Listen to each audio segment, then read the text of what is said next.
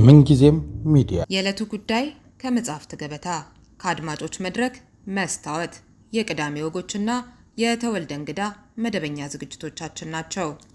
703 475 6309 ስልካችን ምንጊዜም media@gmail.com የኢሜል አድራሻችን ነው። ሰብስክራይብ በማድረግ ቤተሰብ ይሁኑ። ምንጊዜም ኢትዮጵያ። እሺ እንግዲህ የሚቀጥለው ጥያቄ ለጓድ ሀድጉ መስፍን ከአላለም ጋዜጣ ይሆናል። ጓድ ይድነቃቸው በዚሁ በዘንድሮ የዓለም ዋንጫ ውድድር ምንም እንኳን የአርጀንቲና ቡድን የዋንጫው ባለቤት ቢሆንም እንኳን በአጠቃላይ ግን የላቲን አሜሪካ ቡድኖች ተዳክሞ የታዩ ይመስላሉ።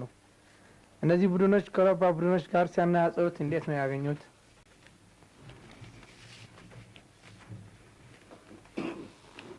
እዚህ ላይ አንድ ማስታወስም ወደው ነገር አለ። እንደምታውቁት 13 የዓለም ዋንጫ አይተናል እስካሁን ድረስ። ከነዚህ 7ቱን ያሸነፉት የላቲን አሜሪካ ሀገር ናቸው፣ 6ቱን አውሮፓውያኖች ናቸው። እንግዲህ አውሮፓውያኖች 6ቱን ዋንጫ ለማሸነፍ 33 ሀገሮች ይዘው ቀርበው ነው። አውሮፓ 33 ፌዴሬሽን አላት። ላቲን አሜሪካ ግን 10 ሀገር ነው ያለው እና በ10 ሀገር 7 ጊዜ ማሸነፍ በ33 ሀገር 6 ጊዜ ማሸነፍ ልዩነቱ ምን ያህል እንደሆነ እናንተ ለመገመት ትችላላችሁ። በሌላ በኩል ደግሞ አውሮፓ በጣም ተደልቶላት ነው በዚህ ውድድር የምትካፈለው።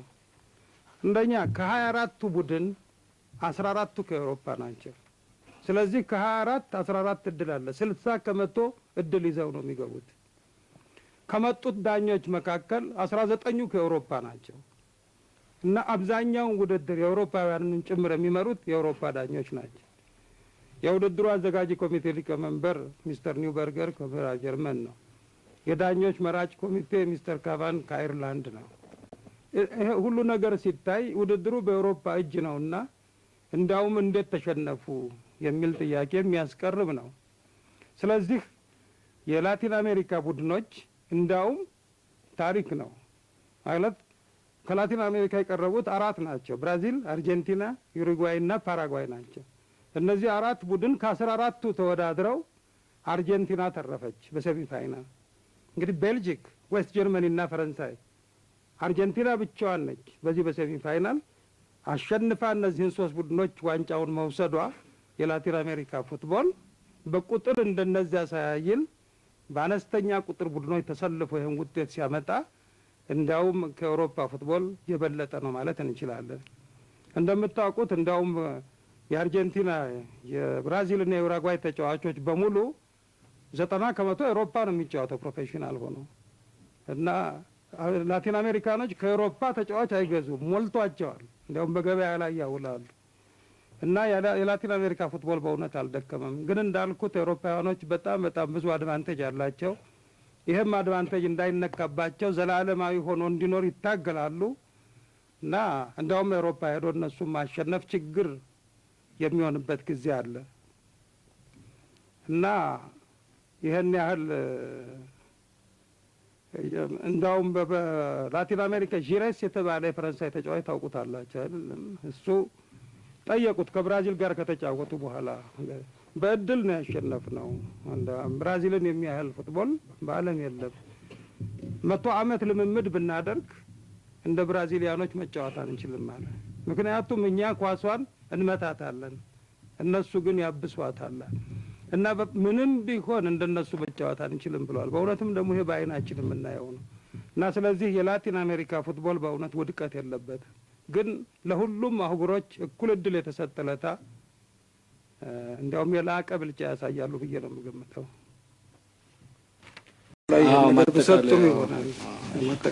እሺ እንግዲህ ጓድ ይድነቃቸው የመጨረሻ እያልኩ እድሉን ለጓደኞቼ በመስጠት እኔ ጥያቄ ለመጠየቅ እድል አላጋጠመኝም። እንግዲህ ሰዓታችን እየተቃረበ በመሄዱ እርስዎ የሚሰጡት ማጠቃለያ ሐሳብ ቢኖርና በዚህ በ13ኛው የዓለም ዋንጫ ውድድር ወቅትም ያስደነቀውት ነገር ቢኖር ጠቅለል ባለ መልኩ ለተመልካቾቻችን ቢገልጹልን ምናልባት የውይይታችን ማብቂያ የሚሆን ይመስለኛል። እሺ እንግዲህ ለማጠቃለል ያህል ስለሆነ አንደኛ በማስታወሻ ያስኳቸው ነገሮችን መመልከት ግዴታ ይሆንብኛል።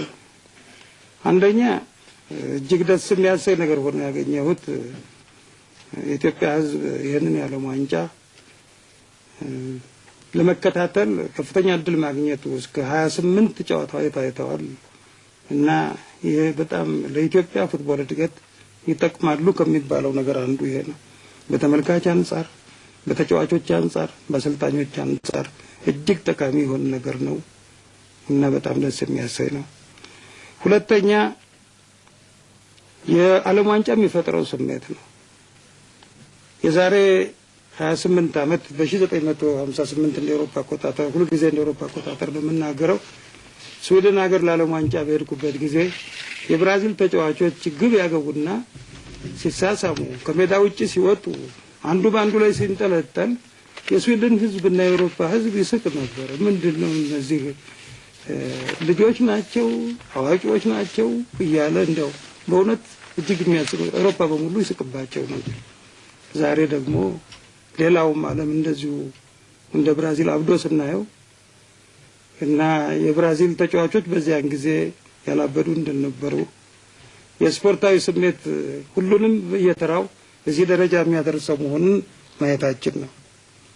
እጅግ የሚደንቅ ነገር ቢኖር የዓለም ዋንጫ ለምንድን ነው እንዲህ ያለ ስሜት የሚቀሰቅሰው? እኔ እንዳነበብኩትና እንደተከታተልኩት በፓሪስ፣ በቦን፣ በለንደን፣ በሮም፣ በሌሎች የአውሮፓ ከተሞች ሱቆች ሁሉ ተዘግተው ነበር። ብዙ ሰው ዳቦና ስንቁን አስቀድሞ ካልገዛ በጨዋታው ሰዓት ቢሄድ አንድ ሱቅ አያገኝም እና ከተሞች የተወረሩ መስለው ነበርና እንደዚህ አንዳንዱ እንዲያው ምንድነው አቶሚክ ቦምብ የተጣለበት ከተማ ይመስል ነበር ይላል እና ፉትቦል እንደዚህ ያለ ታላቅ ስሜት በህዝቦች ዘንድ ፈጥሮ ሁሉም በቴሌቪዥን አካባቢ ይገኝ እንደነበር ያሳያል። ፓርላማዎች፣ የሚኒስትሮች ምክር ቤቶች በብዙ አገሮች በቀጠሮ አድረዋል።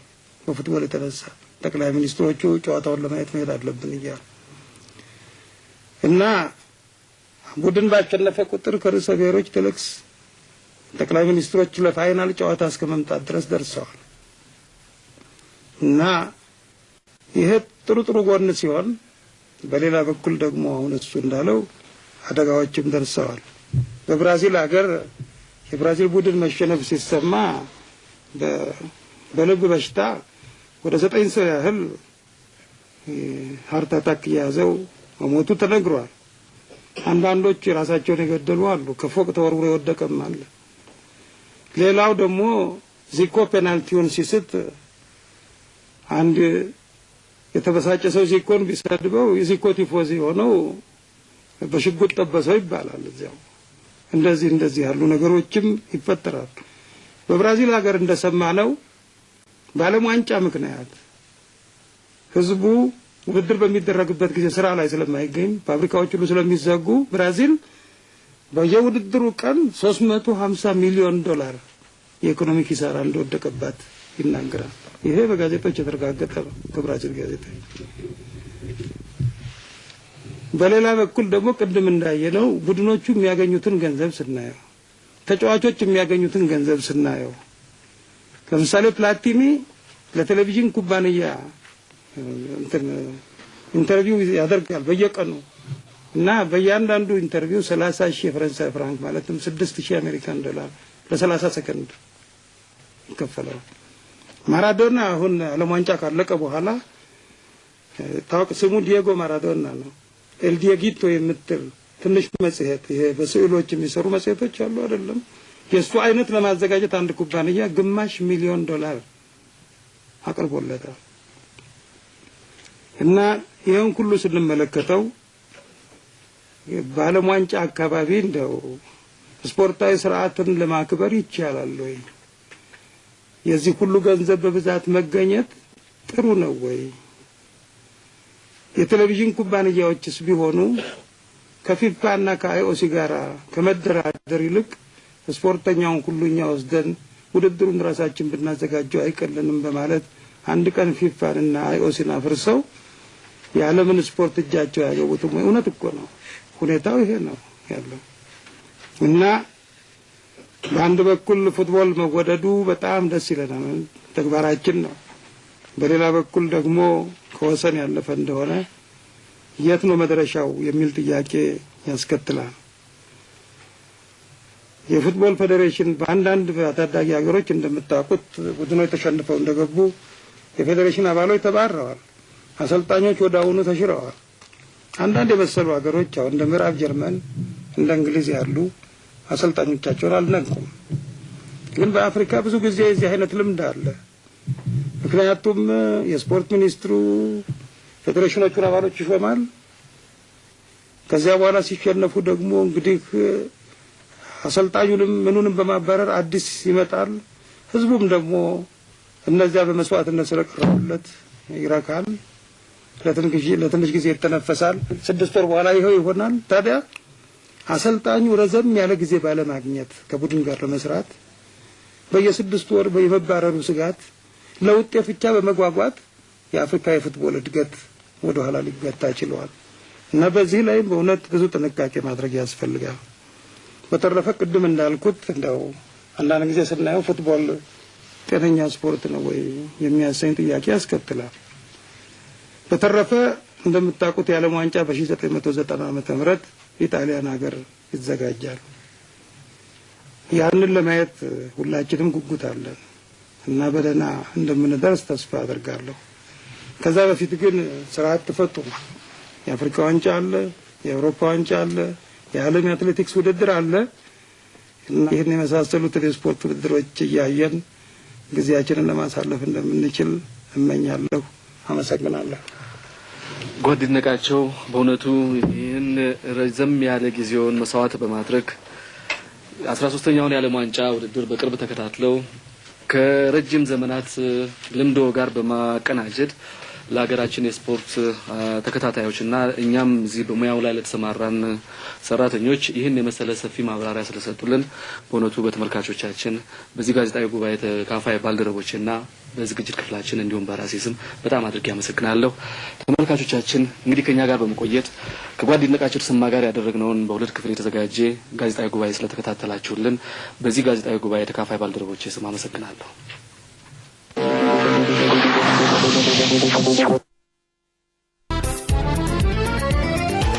ምንጊዜም ሚዲያ የዕለቱ ጉዳይ ከመጽሐፍት ገበታ ከአድማጮች መድረክ መስታወት የቅዳሜ ወጎችና የተወልደ እንግዳ መደበኛ ዝግጅቶቻችን ናቸው። 703 475 6309 ስልካችን፣ ምንጊዜም ሚዲያ @gmail.com የኢሜል አድራሻችን ነው። ሰብስክራይብ በማድረግ ቤተሰብ ይሁኑ። ምንጊዜም ኢትዮጵያ